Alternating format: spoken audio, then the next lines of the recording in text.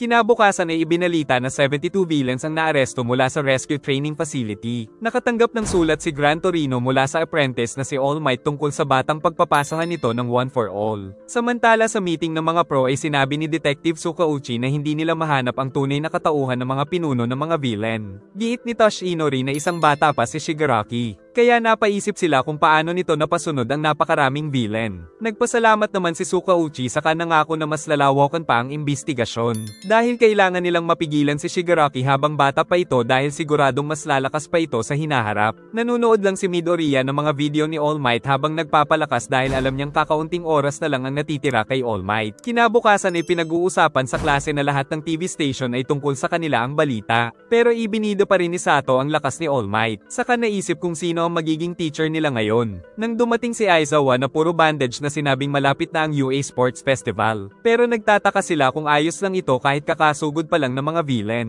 Giit ni Aizawa na magandang pagkakataon ito para ipakita na hindi sila naapektuhan. Dagdag pa ni Aizawa na siguradong maraming manonood dahil ito ang kapalit ng Olympics. At pagkakataon na din ito ng mga estudyante na mapansin ng top heroes upang makapasok sa ahensya ng mga ito. Pagsapit ng lunch ay napansin nilang ganadong ganado si Uraraka sa gaganaping sports festival. Kaya tinanong ito ni Deco kung ano ang kanyang inspirasyon. Giit ni Uraraka na nais niya kasing yumaman dahil ang construction company ng kanyang pamilya ay palugi na. Naisip naman ng dalawa na mapapadali ang trabaho dahil sa quirk ni Uraraka. Giit ng dalaga na sinabi niya na ito noon sa mga magulang pero nais daw ng mga ito na tuparin niya na lang ang pangarap. At kapag nangyari ito ay dalhin niya na lang daw ang mga magulang sa Hawaii upang mag-celebrate. Dumating si All Might na tinawag ang ating bida. Sinabi ni All Might na ngayon ay nasa 50 minutes niya na lang magagamit ang kapangyarihan dahil kay Nomu. Ibinalita ni Deco na hindi na nabasag ang kanyang kamay nang sumuntok na ikinatuwa ni Tosh Inori. Saka sinabi nitong wala na siyang sapat na oras para maging simbolo ng kapayapaan kaya nais nitong galingan ni Deco sa sports festival dahil daan ito para ipaalam sa buong mundo na nandito siya. Nagtungo ang ibang mga section sa kanilang silid upang tignan ang kanilang mga kakayahan pero walang pake si Bakugo. Nagbanta si Shinso mula sa Class 1C na kahit nasa Class 1A sila ay tatalunin sila nito. Maging si Tetsu na mula sa Class 1B ay nagbanta na hindi sila natatakot sa Class 1A. Pero wala daw pake si Bakugo sa mga extra. Dahil dito ay sila daw ang pag-iinitan ng ibang klase. Pagka-uwi ay kanya-kanyang pag-iensayo ang lahat ayon sa kanilang mga ability para sa sports festival. At kinabukasan bago umalis ay pinalakas ng ina ang kanyang loob. Sa labas ng school ay maraming mga paparazzi ang nag-aabang. Tapos marami ring mga tindahan sa labas. Pero si Mount Lady ay inakit ang isang tindero para makalibre siya ng mga takoyaki. Giit ni Death Arms na kailangan nilang magbantay para sa seguridad pero kain lang ito ng kain. Bawal daw isuot ng mga estudyante ang mga costume upang maging patas ang labanan. Nang lumapit si Todoroki sa bida at sinabing kahit siya ang paborito ni All Might ay tatalunin niya ito. Sumagot naman si Midoriya na hindi rin siya pwedeng matalo dahil sa sariling dahilan. Tuwang-tuwa ang mga tao nang magsalita ang host na si Present Mike. At habang naglalakad ang Class 1A ay halos mabaliw ang mga tao dahil sa excitement kaya kinabahan si Deco. Dumating na rin ang Class 1B at Class 1C, pati ang mga support na Class FG at H, pati na ang business course na Class IJ at K. Nang magpakita ang isang top hero na si Midnight ay kinilig ang kalalakihan. Si Mineta ay tuwang-tuwa dahil isa siyang manyak. Tinawag nito si Bakugo upang magbigay ng speech. Pero sinabi lang nito na siya ang mananalo na ikinainis ng lahat. Ang unang game ngayong taon ay ang obstacle race. At kailangan lang daw nilang manatili sa field kahit sa anong paraan. Nang magsimula ang game ay kanya-kanyang takbo ang lahat pero halos magka-stampede sa pag-uunahan.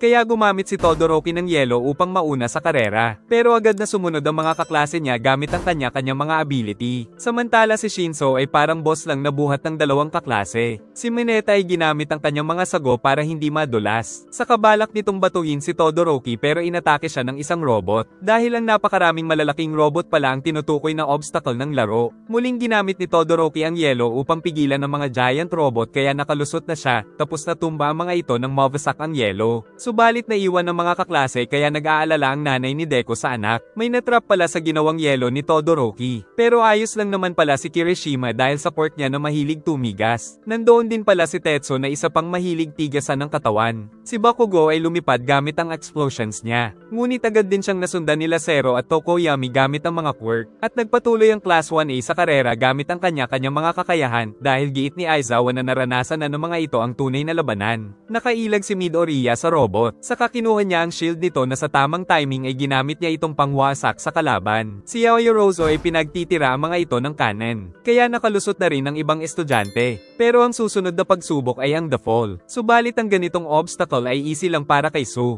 Ang isang support na si Hatsume ay ginamit ang kanyang imbensyon. Dahil pagkakataon niya na daw ito para makilala ng mga kumpanya kung gaano ito kagaling dahil gamit ito ay napakalayo na kaagad ng kanyang narating. Kaya kumilos na rin ang iba pang kalahok. Ginamit na naman ni Todoroki ang yelo niya, pero sinusundan siya ni Bakugo. Si Lida ay sinubukan din mag-glide gamit ang quirk. Napahanga naman ng mga tao dahil anak pala si Todoroki ng number 2 hero na si Endeavor. Samantala si Deku ay maingat na tumatawid. Unang nakarating si Todoroki sa final obstacle na isang minefield. Nang may makaapak ay lumipad ang mga ito sa ere. Pero si Bakugo ay lumipad lang gamit ang quirk. Si Lida ay walang pake sa mga mines, habang naglalaban naman ng dalawa sa unahan. Habang abala ang lahat ay iniipon ni Deku ang mga mines. Saka ginamit ang mga ito para makagawa ng malakas na pagsabog upang siya ang mauna sa karera, ngunit sinundan siya ni Kochan. Ginamit na rin ni Todoroki ang yelo, at papabagsak na rin si Deku kaya mauunahan na siya ng dalawa, ngunit ginamit ulit niya ang shield para sumabog at mauna sa dalawa. Saka masikap siyang tumakbo ng mabilis hanggang sa siya na nga ang nanalo sa karerang ito na ikinatuwa ng mga tao at ng nanay nito. Pinag-usapan ng mga nasa business course kung paano nila i-market si Midoriya dahil ang pakay lang talaga nila ay magnegosyo. Sunod-sunod na rin na dumating ang mga kaklase sa kakinilig ng lumapit si Uraraka. Si Mineta ay halos man-nosebleed dahil kumapit lang siya sa dalaga. Tapos ipinakita ni Midnight ang standing ng mga kalahok ayon sa pagkasunod-sunod makatapos ng karera. Ang susunod naman na laro ay ang cavalry battle. Kaya kailangan nilang bumuo ng team at ayon sa standing sa unang laro ay magkakaroon ng karampatang points ang mga kalahok. Ang points mula sa ibaba ay 5 points at papataas ito ng papataas hanggang sa 10 million na siyang points ni Midoriya, kaya naman siya ang magiging target ng lahat. Pinaliwanag ni Midnight na pagsasamahin ng lahat ng puntos ng buong team. At kailangang kunin ang headband ng kalaban at isuot ito sa leeg. Pwede din daw silang gumamit ng mga quirk kaya kailangang isipin ng isang team ang combination nila. Pinag-agawan kaagad ng mga kaklase si Bakugo. Nang dumating si Kirishima na ibinida ang matigas nitong katawan kaya sakto daw siya sa quirk ni Kochan. Nagmamakaawa si Mineta kay Shoji pero iniwan siya nito, kaso nang sabihin nito ang strategy ay pumayag na rin ng 6 arms. Walang may gustong maging kakampi ni Deku dahil siguradong siya ang target ng lahat. Mabuti na lang ay nandoon si Uraraka. Sinubukan nilang yayain si Lida pero tumanggi ang class rep dahil hindi daw siya lalakas kung palagi lang siyang nakabuntot kay Midoriya. Saka naman lumapit si Mei Hatsume dahil ang pakay lang nito ay mapansin ng mga businessman ang kanyang mga imbensyon. Tapos ang naging huli nilang miyembro ay si Tokoyami. Kumpleto na rin ang team ni Todoroki. At nang makita ang ama ay nangakong hindi siya gagamit ng apoy. Nakahanda na rin ang iba pang mga team. Nang magsimula ay sumugod kaagad ang lahat kay Deku. Gumawa ng isang kumunoy ang kalabang team.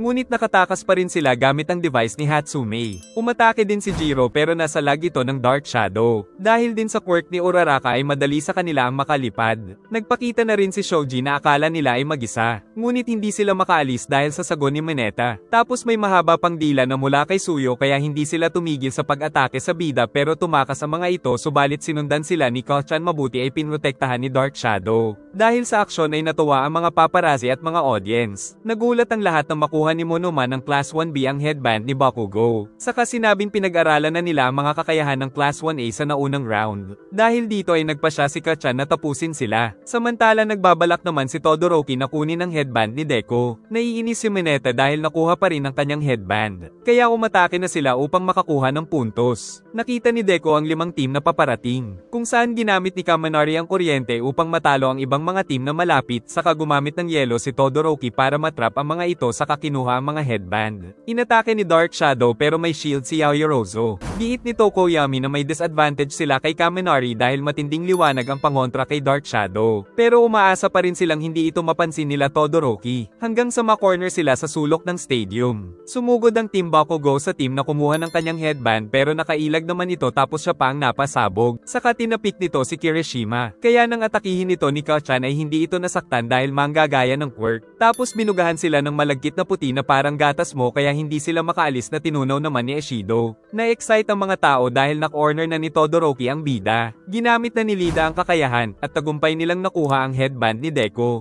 Tuwang-tuwa naman ang lahat sa panggulat na kakayahan ni Lida. Agad namang sumugod sila Deco at umatake para mabawi ang puntos ngunit gumamit na rin ng apoy si Todoroki. Ipinakita ang standing ng laro. Saka sumugod si Kachan kay Monoma, ngunit bigla din siyang kinulong ng kakampi nito. Gayunpaman ay nabasag ito ni Bakugo at nakakuha ng 2 headband. Dahilan para magpasya sila Monoma na protektahan na lang ang kanilang mga puntos pero ayaw silang tigilan ni Bakugo. Sa utos nito ay nagpalabas ng napakahabang tape si Zero at gumamit din si Ashido ng mahinang asido upang makapag-glide sila sa field hanggang sa makuha ang natitirang headband nila Monoma. Dahil hindi inaasahan ni Todoroki ang ginawa ni Deco ay tagumpay na nabawi nito ang headband na ikinatuwa ng mga tao. Pero pinagpalit pala ang posisyon ng headband kaya ibang headband ang nakuha ni Deco. At 10 segundo na lang ang natitira kaya pinilit na ni Dark Shadow na labanan si Kaminari.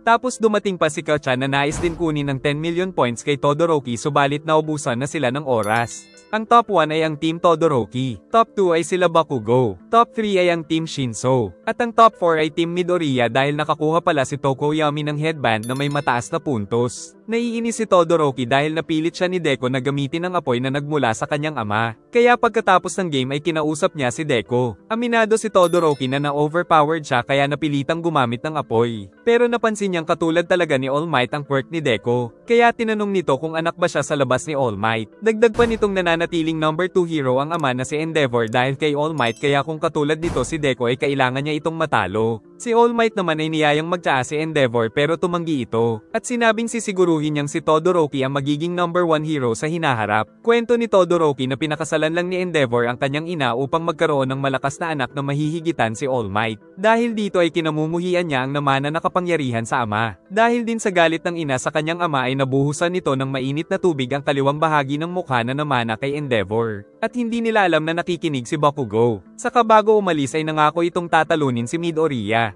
Pero hindi naman magpapatalo ang bida dahil sa mga taong nagtitiwala sa kanya. Pagkatapos ng lunch ay magsisimula na ang finals kaya may mga cheerleader sa stadium. Pati ang class 1A girls ay nakasuot ng pang cheerleader dahil naloko sila ng 2 manyak. Saka sinabi ng host na pagkatapos ng recreational games ay magkakaroon daw ng one-on-one battle ang mga nakasali sa finals. Ayaw sumali ni Ojiro sa finals dahil wala daw siyang masyadong maalala sa mga nangyari dahil sa quirk ni Shinso. Tapos may isa pang nag-withdraw dahil sa kaparehong dahilan. Dahil dito ay nakapasok sa finals sila Tetsuo at Shiozaki. Saka ipinakita na ang bracket upang malaman kung sino ang mga magkakalaban. Napansin ni Midoriya na kapag nanalo silang pareho ay si Todoroki ang makakaharap niya. Pero kinausap siya bigla ng unang makakalaban na si Shinso, ngunit pinigilan siya ni Ojiro na sumagot. Ang makakalaban ni Kachan ay si Uraraka, at si Hitsumi naman ay si Lida. Nagsimula na ang recreational game para sa lahat ng mga kalahok na natalo. Samantala ang mga nakapasok sa finals ay nagpahinga at naghanda sa labanan habang ginagawa ni Cementos ang ring. Nag-aalala si Deco dahil giit ni All Might ay nasa 5% pa lang ng lakas ng one for all ang nakakayanan ng katawan. Pero sinabi ng pro hero na ngumiti lang ito sa tuwing kinakabahan o natatakot. Na-excite ang mga tao sa finals dahil ang unang maglalaban ay sila Midoriya at Shinso. Pero inexplain ng host na bawal patayin ang katunggali kaya nandoon si Cementos kung sakaling magkaroon ng emergency. Bago magsimula ay ininis ni Shinso ang bida at nang sumagot ito ay napasailalim na ng quirk niya si Midoriya. Giit ni Aizawa na hindi napansin si Shinso sa practical exam dahil hindi physical power ang quirk nito pero isa itong kapakipakinabang na ability. Kaya inutos niyang lumabas ito ng ring para matalo. Dahil ang quirk pala ni Shinso ay brainwash na naa-activate kapag kinausap mo siya. Walang magawa si Deco kundi ang sumunod sa utos. Sa kanya naalala ang babala ni Ojiro tungkol sa quirk ni Shinso. Kaya pala siya naging tauhan ni Shinso sa cavalry ay dahil na brainwash din siya nito pero nang mabangga siya ay nawala na ang epekto ng brainwash. Nakakita si Deco ng mga tao sa dilim na nagturo ng kailangan niyang gawin, kaya gamit ang one for all ay nakagawa siya ng shock at natanggal ang brainwash. Nagtanong si Shinso kung anong ginawa niya ngunit pinigilan niya ng sumagot. Pinipilit pa rin siyang kausapin ito ngunit hindi na siya nagsalita kaya sinapok ng kalaban pero nagpatuloy sa pagtutulak. Sinubukan pa rin lumaban ni Shinso ngunit binalibag na siya ng ating bida palabas ng ring. Nalungkot si Shinso dahil kapag pisikalan na ay wala na siyang magawa. Subalit nabuhayan siya ng purihin ng mga kaklase at ng mga hero ang kanyang ability na siguradong malakas na panlaban sa mga villain.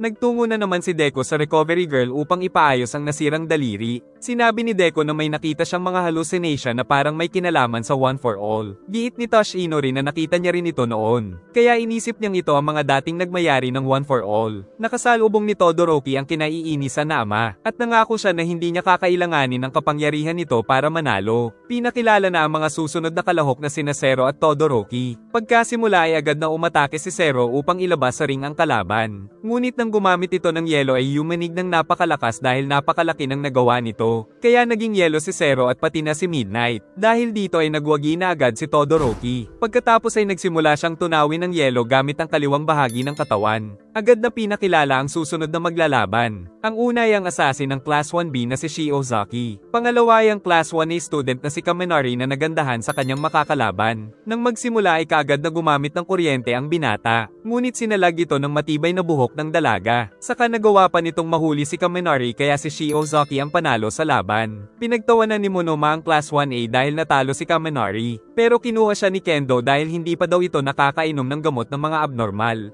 Naisip naman ni Mount Lady na gawing sidekick ang dalaga dahil sa husay nito. At hindi pinalampas ni Deco na alista ang kakayahan ni Shiozaki sa kanyang notebook. Ang susunod naman na kalahok ay si Tenya Lida, laban kay Mai Hatsume na isang support. Nang makitang may suot din na device si Lida pero bawal pala nitong gumamit ang mga nasa hero course. Humingi naman ng tawad si Lida at sinabing natuwa kasi siya nang ibinigay ito ni Mei. Kinilig naman si Midnight saka ito pumayag. Agad na sumugod si Lida pero balak lang pala siyang gawing tester ni Mei sa kanyang mga imbensyon upang makita ito at mapansin siya ng mga kumpanya. Pagkatapos ay kusa siyang lumabas ng ring dahil ginamit niya lang ang binata. Ang sunod na kalahok ay si Aoyama, at ang kalaban niya ay si Eshido. Umatake si Aoyama ng naval laser nito. Ngunit nagpapadulas lang si Eshido gamit ang konting acid sa sapatos para makailag.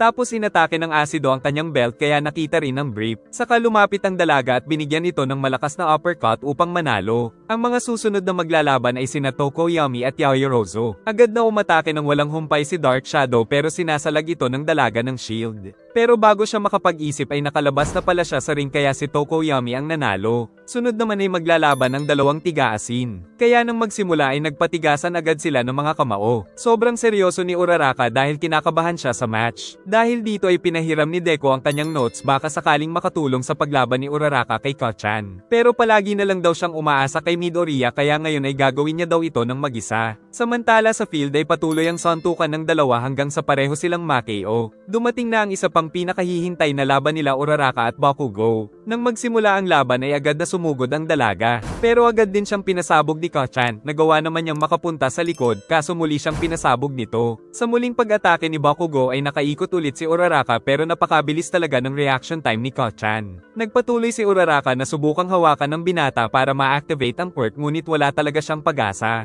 Dahil walang pake si Kachan kahit babae ang kalaban ay binatikos siya ng mga manunood. Pinagtanggol naman ito ni Aizawa dahil ibig sabihin ay nirerespeto ni Bakugo ang lakas ng kalaban niya na ayaw pa rin sumuko. Dahil napakarami na pala nitong napalutang na mga bato at ng pag-release ay nahulog ang mga ito. Kaya sasamantalahin niya ito para mahawakan si Kachan. Subalit pinasabog lang ni Bakugo ang mga debris, na dahil sa lakas ng pagsabog ay napatalsik din siya. Saka muling sumugod ang dalawa, ngunit hindi na kinaya ng katawan ng dalaga. Nang dumalaw si Deco ay nalaman niyang maayos na ang kalagayan ni Uraraka dahil kay Recovery Girl. Dahil nagdraw ang laban ng dalawang tigasin ay naglaban na lang sila ng arm wrestling hanggang sa manalo na si Kirishima. Naiyak si Uraraka dahil sa kabila ng pagkatalo nito ay proud pa rin ang mga magulang. Nakasalubong naman ni Deco si Endeavor. At sinabi nitong dahil malakas siya ay magiging maganda siyang kalaban para sa anak. Pero may bayag na rin ang ating bida dahil pumalag na siya sa mayabang na hero. Nagwawala na ang crowd dahil magsisimula na ang second round ng mga nanalo. Saka ipinakilala sila Todoroki at Midoriya. Samantala sinabi ng master ni Shigaraki na manood ng mabuti dahil makakalaban niya ang mga ito sa hinaharap. Nang magsimula ang laban ay gumamit agad ng yelo si Todoroki, ngunit binasag ni Deco ang mga ito kaya gumamit din ng yelo ang binata para hindi tangayin ng hangin. Subalit na injured na agad ang daliri nito. Muling umatake si Shoto kaya inulit ni Midoriya ang atake. Habang nanunood ay nalaman ni Bakugo na ang labanang ito ay labanan ng stamina. Nagamit na ng bida ang lahat ng daliri sa kanang kamay kaya sumugod ang katunggali gamit ang yelo nito ngunit umatake pa rin si Deco ng kaliwang daliri, saka umilag sa atake pero nahuli pa rin ng yelo kaya napilitan ng bida na suntukin ito ng napakalakas. Sa kabila nito ay napansin ng bida na nanginginig ang kaharap. Muling umatake si Shoto dahil baldado na ang bida pero nakaatake pa rin ito at halos mapalabas sa ring ang half-boy. Saka sinabi ni Deco na bakit hindi din ito gamitin ng apoy. Nainis si Shoto dahil kinamumuhian niya ang powers ng ama. Kaya sumugod siya para talunin si Deco gamit ang sariling lakas pero nasuntok naman siya ng bida. Pero muli itong bumangon at nakipagbakbakan sa malapitan. Saka muling ginamit ang kanyang hinlalaki pero nakaligtas pa rin si Todoroki. Giit ni Deco na kailangan gamitin ng kalaban ng isa pang ability para matalo siya. Ngunit naalala ang masamang ugali ng kanyang ama kaya hindi ito ginamit at tuluyan siyang tinamaan. Pero dahil sa ating bida ay naghilom na rin ang puot na nararamdaman ni Shoto kaya ginamit na nito ang apoy. Napahanga si All Might dahil nagawa ni Deco na mapagamit si Todoroki ng apoy. Saka tuluyan itong naglabas ng napakaraming yelo pero sumugod na rin ang bida, saka ginamit naman ito ang apoy ngunit nandyan na ang napakalakas na suntok ng One for All subalit bago magtama ay pinigilan sila ni Cementos upang hindi magkapatayan dahil sa sobrang lakas ng mga atake. Pagkatapos ng matinding labanan ay napalabas sa ring si Deco kaya si Todoroki ang nanalo. Dahil sa labanan ay wasak-wasak ang ring. Natutuwa si Endeavor dahil ginamit na rin ng anak ang apoy nito. Pero sinabi ni Shoto na hindi niya naisip na kapangyarihan ito ng ama. Samantala si Deco ay suki talaga ng clinic dahil palaging injured. Dumating din doon ang mga kaibigan para dalawin siya. Pero pinaalis sila ni Recovery Girl dahil magsasagawa daw ito ng surgery. Nalulungkot naman si Deco dahil hindi niya matalo ang 100% lakas ni Todoroki. Giit ng master na natulungan naman nito si Shoto at iyon ang gawain ng tunay na hero. Umatake si Shiozaki kay Lida ngunit gamit ang bilis nito ay nagawa niyang itulak ang babae palabas ng ring. Si Eshido ay binabato ng asido si Dark Shadow. Subalit naitulak din siya dahil sa lakas nito. Samantala natapos na ang surgery pero babala ng doktor na hindi na siya pwedeng ma-injured ng ganito kalala. Paglabas ay naisip ni Deco na hindi siya karapat dapat na successor. Kaya sinabi ni Tosh Inori na siya din ay isang quirkless na tulad ni Deco kaya nais niyang kapareho niya ang magmana ng One for All. Tumawag si Lida sa kanyang kuya pero nasa gitna ito ng misyon, kung saan nahanap na nito ang hero killer. Pinasabog ni Bakugo si Kirishima pero matigas ang katawan nito, kaya sumuntok ng sumuntok ang matigas na binata. Ngunit nang sumuntok ulit si Bakugo ay nasaktan na ito dahil hindi pala laging matigas ang katawan ni Kirishima at iyon ang anobangan ni Kachan. Sa kanya ito pinulbos ng mga pampasabog hanggang sa tuluyang matalo si Boy Tigas. Sunod ay sila Lida naman at Todoroki ang nagharap. Pag-atake nito ay tumakbo siya ng mabilis pero pinaligiran siya ng mga yelo. Kaya no choice kundi ang tumalon, saka sumipa ng napakalakas ngunit nakailag.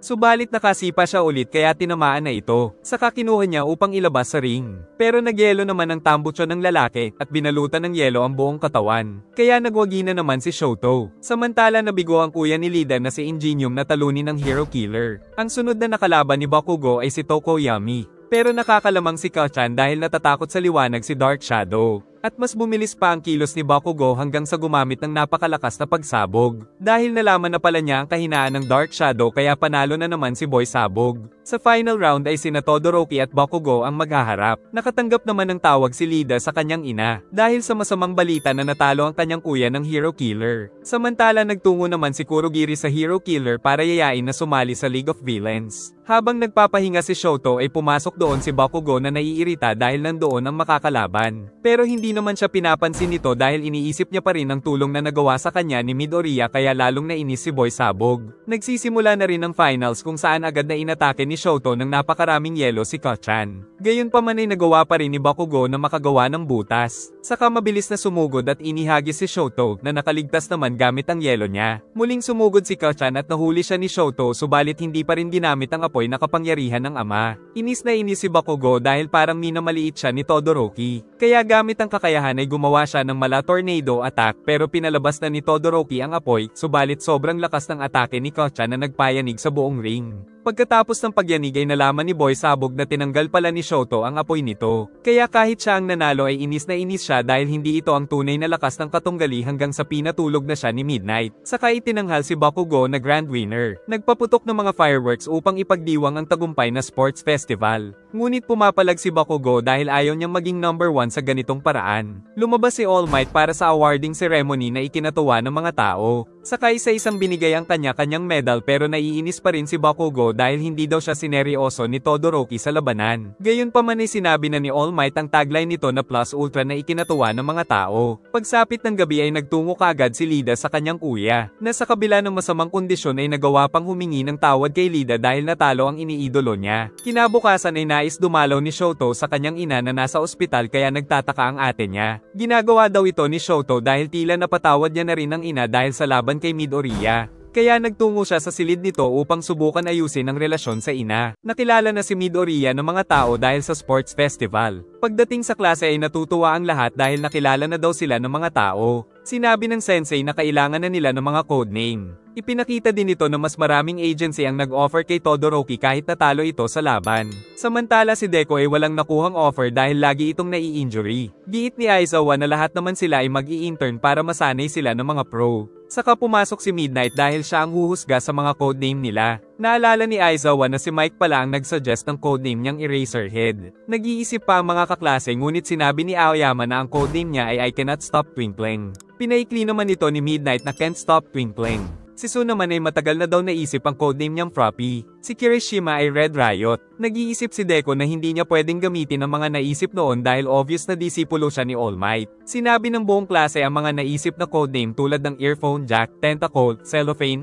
Tailman, Sugarman, Pinky, Charge Bolt, Invisible Girl, at Creaty. Ngunit si Shoto ay pangalan niya ang nais na codename. Sumunod sila Tsukuyomi, Grapefruit, at Anima. At si Kachan ay King Explosion Murder pero hindi pumayag si Midnight. Si Uraraka ay Uravity. Nais din gamitin ni Lida ang first name niyang Tenya. Si Midoriya ay Deku ang napiling codename. Si Bakugo ay hindi pa rin makaisip ng codename na hindi marahas. Giit ng mga teacher na ang lahat ay pwedeng pumili ng mga hero agency ayon sa kanilang kakayahan. Nang uwian na ay biglang dumating si All Might, na sinabing may offer daw si Deku mula sa dati niyang sensei na si Gran Torino. Ngunit maisip pa lang ang pangalan nito ay nanginginig na si All Might. Nang papauwi sila Deku ay nag-alala siya dahil nauna na sa kanila si Lida. Kaya naisip niya kung may kinalaman ba ang hero killer sa piniling lugar ng agency ni Lida dahil ito ang puminsala sa kanyang kuya. Kalaunan ay nasa istasyon na sila upang magtungo sa kanya-kanyang mga hero agency. Pagdating ni Deku ay nakitang duguan si Gran Torino. Pero buhay pa pala ang matanda. Dahil ketchup lang pala ito na natapon. Hindi na rin siya marinig ng matanda kaya magbaback out na sana si Deku.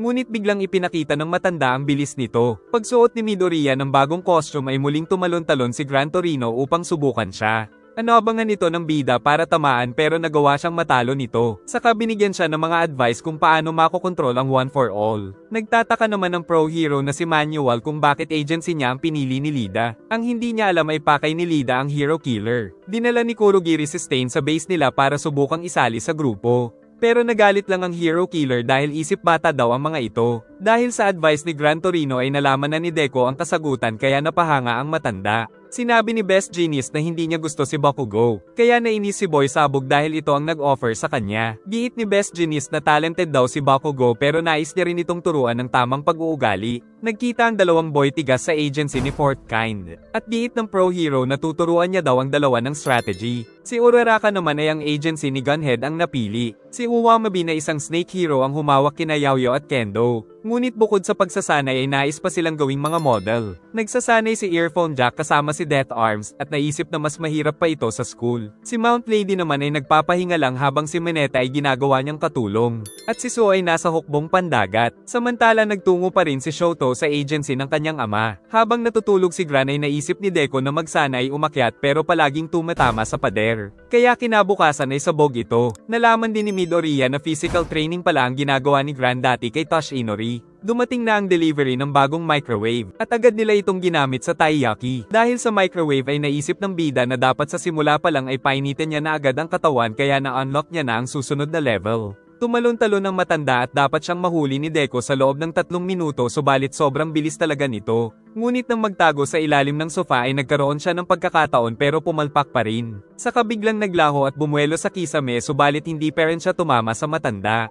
Pero dahil mabilis matuto ang bida ay naisip niyang magiging malakas ito sa hinaharap. Sinabi ni Sukauchi na ang DNA ni Nomo ay mula sa isang kriminal na nilagyan pa ng DNA ng 4 na tao upang magkaroon ng maraming quirk pero nawala naman ang kakayahang mag-isip. Kaya naisip ni All Might na baka may kinalaman dito si All for One. Nagawang matalo ni Stain si Shigaraki, si Warp Guy ay hindi rin makagalaw dahil umano sa quirk ng hero killer. Pero nagawa naman ni Shigaraki na masira ang espada nito. Subalit nagpasya na rin si Stain na sumali dahil pareho sila ng layunin. Patuloy pa rin sa pangangalap ng impormasyon si Lida sa hero killer upang ipaghiganti ang kuya. Giit ni Gran Torino na kailangan ng lumaban ni Deku sa tunay na villain para mas masanay. Kaya nagbiyahe ang dalawa patungo sa Shibuya upang maghanap ng mga villain. Alam pala ni Manual ang dahilan kung bakit pinili ni Lida ang kanyang agency. Pero nagbabala ito na masyadong mapanganib ang nais niyang gawin. Pagbalik sa Hoso City ay maghahanap pa daw ng mga bagong biktima si Stain, subalit pag-alis nito ay nagpalabas din ng mga Nomo si Kurogiri dahil naiinis daw si Shigaraki dahil sinaksak siya nito. Nagre-relax lang ang matanda habang nakasakay sa tren. Subalit nang mapadaan sila sa Hoso City ay nagkaroon ng kaguluhan sa loob ng tren dahil sa isang Nomo. Agad naman itong sinipa ng matanda papalabas ng tren para iligtas ang mga tao. At sa malayo ay meron pang pagsabog dahil sa kagagawa ng mga Nomo ni Shigaraki. Agad din na kumilos sila Manuel at Tenya. Ngunit lumiko si Tenya dahil alam niya kung saan nagpapakita ang hero killer na may papatayin ng isang hero kaya agad siyang sumugod pero napatalsik pa rin ito. Pinagbantaan siya ng hero killer subalit buo ang loob ni Lida na ipaghiganti si Ingenium. Sumunod si Deco para tulungan ng Master. Kaya ginamit ang full cowling upang makatalo ng mataas. Patuloy na kinakalaban ni Gran ang isang Nomo gamit ang kanyang bilis. Tapos bigla itong nasunog dahil dumating na din si Endeavor. Nag-aalala si Deco dahil alam niya kung gaano kalakas ang isang Nomo. Nakita niyang tumalsik at sumabog ang isang bus dahil may dalawa pa palang Nomo ang nandoon. Nilalabanan naman ito ng ibang mga hero subalit wala silang palag sa lakas ng mga ito. Samantala tuwang-tuwa si Shigaraki sa kaguluhan na idinulot ng mga alaga niya. Matapang na lumaban si Lida sa hero killer. Subalit wala siyang kalaban laban sa galing nito. Saka tinusok pa sa balikat. Tapos nang tikman ng kanyang dugo ay bigla pa siyang na-paralyze. Mabuti na lang ay dumating ang ating bida na sinuntok si Stain sa pagmumukha. Binalaan ni Tenya si Deco tungkol sa quirk ni Stain. At palihim namang nag-send si Deco ng kanilang lokasyon. Kaya kailangan niya nalang patagalin ang laban nila. Sumugod ang bida at mabilis na lumusot sa mga paa ni Ninja Turtle. Saka tumalon at nasuntok na naman ito sa pagmumukha. Subalit nasugatan pa rin siya nito kaya na-paralyzed na rin siya. Tapos nagtungo ito kay Lida para patayin. Nang biglang may umatake ng apoy dahil dumating si Todoroki dahil sa lokasyon na sinend ng bida. Gumamit ito ng yelo pero nakatakas si Stain. Sa kanya ginamit ang apoy. Bigla itong nagbato ng blade at nasalag ito ni Todoroki nang sumugod sa kanya. Pero nasa ere na ang espada sa kamuntik ng madilaan ang sugat niya kaya umatake si Shoto ng yelo upang mapalayo ito. Ngunit agad na nawasak ang mga yelo. Tapos tinamaan pa siya ng 2 kutsilyo. Mabuti na lang ay nakakilos na ulit si Midoriya dahil sa blood type nitong O. Dahil kapag blood type O ka pala ay konting oras ka lang mapaparalyze. Pinagtulungan ng 2 intern ng hero killer habang naghihintay na may dumating na pro hero. Subalit napakagaling talagang makipaglaban ni Stain. Samantala naiiyak si Lida dahil wala siyang magawa. Hanggang sa tuluyan ng makalapit si Stain pero nakakilos na rin si Lida kaya nailigtas ang kaklase. Tapos sinunog naman ito ni Todoroki. Pero nakatakas na naman sa apoy. Maging ang mga yelo ay hindi na umuobra. At ang tambucho ni Lida ay barado na rin. Tapos sinalo niya ang isang blade saka naghagis pa ito ng isa sa balikat. Inayos ni Shoto ang mufflers ni Lida habang tinitira ng mga apoy ang hero killer. Saka siya tumalo ng napakabilis kasabay din ng pagsugod ng bida. Kaya naman sabay nilang tinamaan ang assassin na kamukha ng Ninja Turtle. Sinunog ni Endeavor ang isang Nomo pero nag-regenerate lang ito at nagawa pang mag-release ng apoy. Kaya sinubukan ni Gran Torino na patayin ito gamit ang mabibilis na atake. Habang nahuhulog ay muli pang umatake ng malakas si Lida. Saka ito tuluyang sinunog ni Shoto. Tapos kinulong niya ito ng yelo. Walang obra ang mga shuriken sa katawan ng malaking Nomo. Nagsabay-sabay din ang mga hero pero nagwala ito para hindi nila makita. Saka papatayin ng isa mabuti ay dumating si Endeavor. Subalit agad itong nag-regenerate. Kaya sumugod ang pro at sinunog ito molecules by molecules. Ang isa ay binato niya pero nakailag. Subalit umakyat siya at binato ito ng sibat sa ulo saka iniligtas ang bihag nito. Natalo na nila ang hero killer dahil sa pagtutulungan. Nainis si Master Gran dahil umalis si Deco sa tren. At ikinagulat naman ng matatandang hero na nahuli ng mga bata ang hero killer. Humingi ng tawad si Lida dahil nagpadala siya sa galit pero naiintindihan naman ng mga kaibigan. Nang biglang dumating ang duguan na Nomo at kinuha si Deco. Gayon pa man ay tinikman ni Stain ang dugo nito kaya na-paralyze at saka sumugod at tinapos niya ang Nomo. Dahil galit din siya sa League of Villain ng mga isip bata, nainis si Shigaraki sa kanyang nakita. Saka naman dumating si Endeavor ngunit pinigilan ni Gran Torino dahil nandoon si Deco. Tapos nakaramdam ang lahat ng takot sa napakatinding bloodlust ni Stain na galit sa mga tinatawag niyang fake hero. Kaso tuluyan na itong nawala ng malay. Ibinalita sa TV kung ano ang kalagayan sa Hoso City. Nang mapansin ng reporter sila Kurogori at Shigaraki na nasa itaas ng water tank na naiinis dahil nahuli at napatay ang kanyang mga Nomo. Dahil sa pinsala ni Stain ay nasa ospital ang tatlo. Nang dumating sila Manuel at Gran Torino kasama ang Chief of Police sa Hoso City na si Kenji. Pinaliwanag nito na ang paggamit ng mga quirk ng walang pahintulot sa mga master nila ay pinagbabawal, kaya kailangang makatanggap ng parusa ang tatlong estudyante pati na ang mga master. Depensa ni Shoto na ginawa lang nila ang nararapat, at sa inis ay nais niyang gawing pulutan ng aso pero giit ni Gran na pakinggan pa nila ito. Ayon pa kay Kenji ay hindi naman isinapubliko ang nangyari kaya walang punishment na mangyayari. Kaya pagtatakpan na lang daw nilang si Endeavor ang tumalo kay Stain. Dahil dito ay humingi na ng tawad ang tatlo pati na rin si Kenji. Ibinalita sa dyaryo na si Endeavor ang tumalo sa Hero Killer at sa mga Nomo. Na bad trip si Shigaraki dahil si Stain lang ang laman ng balita. Habang nagbibigay ng pep talk si Best Jeanist ay walang magawa si Bakugo kundi ang manahimik. Tumawag si Uraraka kay Deco dahil nag-aalala siya sa mga kaibigan. Nang mahuli siya ni Gunhead sa telepono ay inakala nitong boyfriend niya ang kausap kaya kinilig din si Deco. Nalaman nilang labis na napinsala ang kaliwang braso ni Lida kaya nangangailangan ng nerve transplant surgery. Saka nangako ito na hindi na ulit magpapadala sa kanyang emosyon. Tumawag si Gran Torino para ipaalam na nasuspinde siya ng 6 months at nabawasan ang sweldo dahil katulad daw ni Deco si Tosh Ino rin ang pag-uugali. Dagdag pa ni Master Gran na may matinding karisma din daw si Stain na maaaring maka-impluensya ng mga villain. Nababahala din silang baka ang nagbigay ng matinding sugat kay All Might na si All for One ang master ng mga Nomu. Naiinis si Tatang kay All Might dahil simula nang dumating daw ito ay kumonti na ang mga tumatangkilik sa iligal niyang negosyo. Pinakita ng isang kriminal ang video ng Hero Killer. Noon ay nais pala nitong maging hero pero nag-drop out dahil nainis siya sa sistema ng mga hero school. Dahil para sa kanya ay hindi dapat humihingi ng kapalit ang mga tunay na hero. Dahil din sa mga huling sinabi nito bago ito mahuli ay nagkalakas ng loob ang mga kriminal. Habang nagpapatrol ay nakita sila ng mga fangirl ni Best Jeanist. Dahil kasama rin daw sa trabaho ang makita sila ng mga tao para magkaroon ng peace of mind. Nang tinukso si Bakugo ng mga bata ay tinakat niya ang mga ito.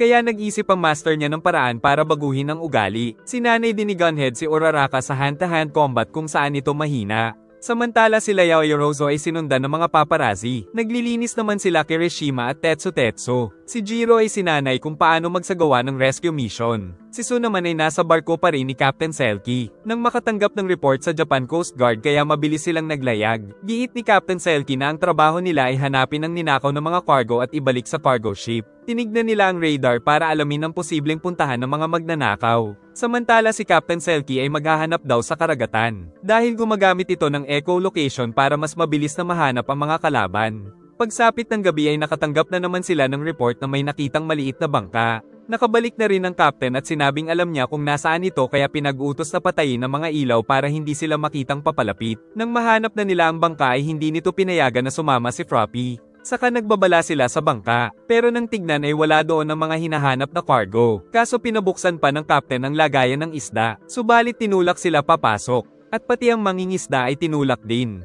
Hindi sumasagot ang captain sa radyo kaya ginamit ni Sirius ang matalas na pandinig upang malaman ang utos nito. Nahanap na din nila ang nakatagong bangka. Kaagad na hinuli ni So ang bantay saka sila nag-imbestiga pero inatake naman sila ng isang malakas na pusit. Saka ginawa pa nitong hostage si Sirius. Narinig nito ang radyo kaya pinilit si So na mag-report na wala silang nakitang bangka kung hindi ay papatayin ng kasama. Pero sinabi pa rin ni Froppy ang kanilang lokasyon. Dahil dito ay galit na galit si Pusitman na nais siyang patayin. Sinubukan niyang iligtas si Sirius pero nahuli ang dila niya at binalibag siya sa mga bato. Ngunit bago siya mapatay ay tumalsik ito dahil dumating na pala si Captain Selkie. Sumuntok naman ng napakaraming galamay ang pusit kaso pinigilan ni Sirius ang kalaban na naging dahilan para masipa ito ni Selkie ng napakalakas. Dahil dito ay nagtagumpay sila sa misyon na mahuli ang mga magnanakaw ng cargo. At pinasalamatan ng intern dahil sa mga naitulong niya sa misyon. Nagpasalamat ang bida dahil sa mga natutunan. Ngunit pinagalitan pa siya ng matanda na huwag nang aabusuhin ang katawan. Tinanong din ni Deco kung bakit wala ang pangalan ni Gran Torino sa internet. Sagot nitong ayaw niya kasi talagang maging hero at kumuha lang siya ng hero license para magamit niya ang perk sa public. Tawang-tawa ang mga kaklase dahil sa ginawa ni Best Jeanist sa buhok ni Bakugo. Saka nagkwentuhan sila tungkol sa mga karanasan sa internship. Pero mas nang ibabaw ang karanasan ng tatlo dahil sa Hero Killer. Sunod ay magkakaroon naman sila ng pabilisan sa rescue mission sa napakalaking field gamma na parang maze. At kung sino ang unang makakahanap kay All Might ay sila ang panalo. Ipinakita na sa screen ang unang mga kalahok. At nang magsimula ay kanya-kanyang diskarte ang 5 gamit ang mga ability nila para mauna kay All Might.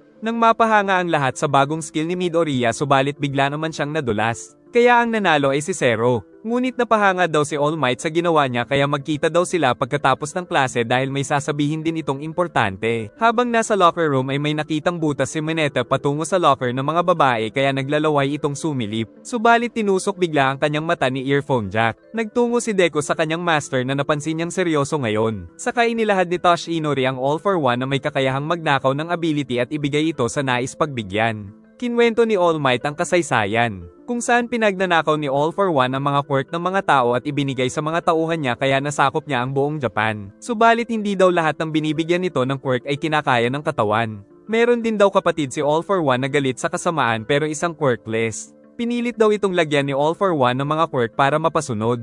Pero meron pala itong quirk na may kakayahang magpasa ng quirk. At habang pinagpapasahan nito ay naiipon ng lakas hanggang sa tawagin itong One for All. Pero hindi daw tumatanda ang kalaban nilang si All for One dahil sa nanakaw nitong quirk. At ang natalong kapatid ay nangarap na balang araw ay matatalo si All for One gamit ang maiipon na lakas ng One for All sa tuwing pinapasa ito hanggang sa maipasa ito kay Tosh Inori na unang nakatalo kay All for One. Ngunit kailangang maghanda ni Deku na harapin ang pagbabalik nito. Habang nasa kantin ay siniko siya ni Monoma at sinabing baka malas sila dahil palaging lapitin ng gulo. Mabuti ay pinigilan na ni Kendo ang kabobohan niya. Saka nagsanay na ang lahat upang makapasa sa finals. Pagkatapos ng written exam ay nagpasalamat sila Ashido dahil sa naitulong ni Yaoyorozu. Ang susunod nila ay ang practical exam kaya nandoon lahat ng mga sensei. Nagpakita ang principal at sinabing kakaiba ang practical exam nila ngayon. Dahil ang dalawang estudyante ay magtutulong para kalabanin ng isang teacher. Kung saan si All Might ang makakalaban nila Deku at Kachan. Sa loob ng kalahating oras ay kailangan nilang mailagay ang handcuff sa teacher o kaya makatakas sa field. Pero bago magsimula ay nagsuot ng pampabigat ang mga pro para may partida. Ang unang kalahok ay sina Sato at Kirishima. Dahil nais manood ay nagtungo sila Deku sa camera room. Nang magsimula ang round ay agad silang inatake ni Cementos. Kaya kumain ng asukal si Sato para lumakas. Saka magkasabay na sumugod pero nagpalabas ng mga bakod ang pro hero. Na pinagsusuntok naman ng dalawa para mawasak ang mga ito. Nag-alala si Deku dahil baka maubusan ng lakas ang dalawa bago makarating kay Cementos. Nangyari nga ang sinabi ni Deku dahil naubusan na nga sila ng lakas. Kaya tuluyan na silang nahuli ng pro hero. Dahil dito ay mas kinabahan si Deku dahil si All Might ang makakalaban nila. Sa pangalawang round ay sina Tokoyami at Suyo ang magkakampi. Nang magsimula ay pinaligiran sila ng napakaraming clone ni Ectoplasm. At sabay-sabay na sumugod ang mga ito. Gamit ang shadow ay inihagis ni Tokoyami si Suyo, saka siya kinuha ng dila nito upang makaakyat sila sa itaas. Subalit gumawa din ito ng mga clone sa itaas para pigilan sila kaya napilitan na lumaban si Dark Shadow sa mga ito.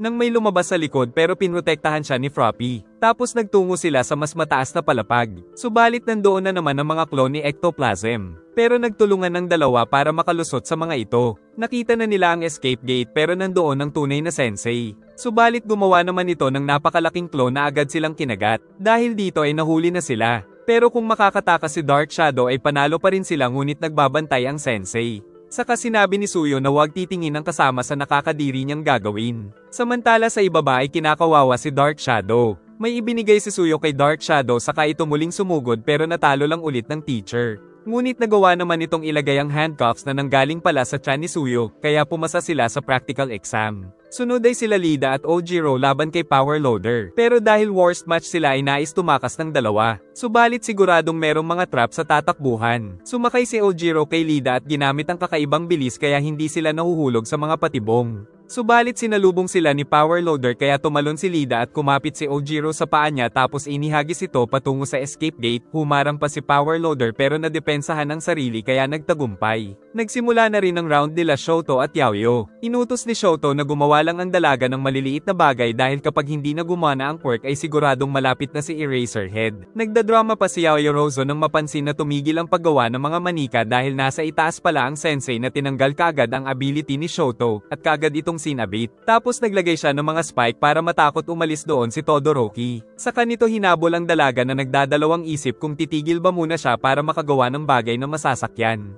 Ngunit sa isang iglap ay nahuli kaagad siya ni Eraserhead. Pero gamit ang creation ay nakatakas siya. Giit ng sensei na mababa ang kumpiyansa ng dalaga kaya hindi ito makapag-isip ng strategy. Bumalik siya kay Todoroki pero nagdadalawang isip na naman sa gagawin. Sinabi ni Shoto na alam niyang magaling ito sa pagpaplano. Kaya inihagis ang mga manika na meron palang mga flashbang. Tapos iniligtas niya ang kasama. Aatake sana si Shoto pero natanggal na naman ang quirk. Kaya tumakbo muna sila at sinabi ng dalaga na subukan palagi na gumawa ng yelo dahil siguradong kukurap na ang sensei. Nang kumurap ang sensei ay nakagamit na nga ng yelo si Todoroki kaya nakagawa ng napakalaking ice wall. Paglingon ni Shoto ay gumagawa ng maraming matitibay na bandage si Yaoyorozu. Saka gumawa ng catapult upang gawin itong bala. Naghihintay lang ang sensei dahil nasa likod niya ang escape gate. Nang makita niyang nagtalukbong ang dalawa upang hindi matanggal ang mga quirk nila. Subalit mabilis lang silang nahuli ni Eraserhead pero dala din pala ang catapult na agad na ginamit. Tapos nagpalabas ng apoy si Shoto kaya tumigas ang tela. Dahil dito ay nahuli na nila ang sensei. Nagkamali daw si Yaoyo pero tumalon pa rin papalayo si Aizawa na parang pinagbigyan silang mahuli siya. Depensa ng sensei na akala niya ay gagamitan siya ng yelo. Dahil dito ay tagumpay si Eraserhead na mapanumbalik ang kumpiyansa ng dalaga.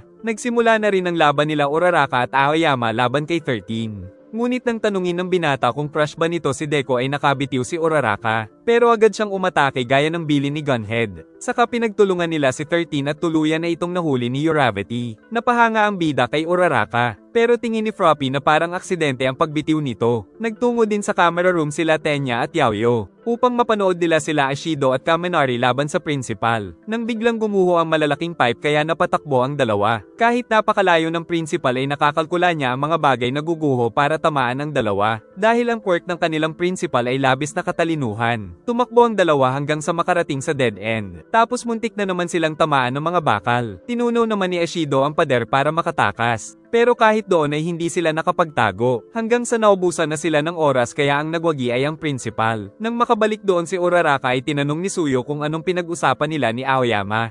Kaya nahiya ang dalaga dahil tungkol ito kay Deku. Sunod na kalahok ay sila Jiro at Koda laban kay Present Mike. Nainip na si Mike kaya umatake ng napakalayo patungo sa kanila. Hindi rin daw mautusan ni Koda ang mga hayop dahil natatakot ang mga ito sa ingay ng teacher. At sa tuwing magsasalita ito ay hindi sila makakilos. Kaya naisip ni Jiro na ang mga langgam ang utusan ni Koda pero natatakot ito sa mga insekto. Muling sumigaw si Present Mike pero sa pagkakataong ito ay nilabanan ni Earphone Jack ang kanyang tunog. Saka pinasabog ni Jiro ang isang punso at nang makita ni Koda na nagdudugo na ang tenga ni Jiro ay napilitan siyang labanan ng takot kaya inutusan ng mga insekto. Dumaan sa ilalim ng lupa ang mga ito para makakapit kaagad kay Present Mike. Kaya sila Jiro at Koda ang nanalo. Patuloy na pinagbabaril ni Snipe sila Shoji at Hagakure. Saka naghagis ito ng smoke bomb. Tapos pinagbabaril sila hanggang mawasak ang poste. Sinubukang sumugod ni Shoji ngunit pinagbabaril ito. Pero dahil sa Invisible Girl ay nahuli nila ang sensei tapos nasiko niya pa ito sa siopaw kaya nainis si Hagakure.